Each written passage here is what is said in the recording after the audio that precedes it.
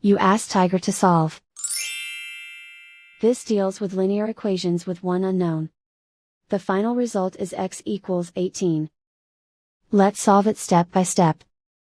Simplify the expression. Expand the parentheses. Simplify the arithmetic. Multiply the coefficients.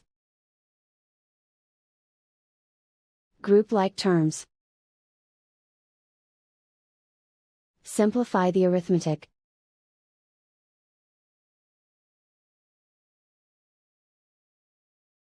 Group all x terms on the left side of the equation.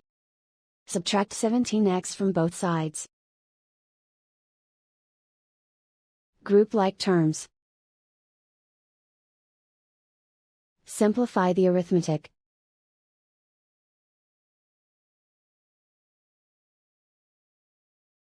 Group all constants on the right side of the equation.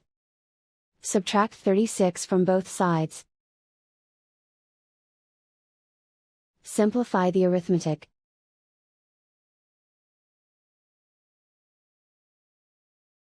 Isolate the x. Divide both sides by -2. Cancel out the negatives. Simplify the fraction. Cancel out the negatives. Find the greatest common factor of the numerator and denominator.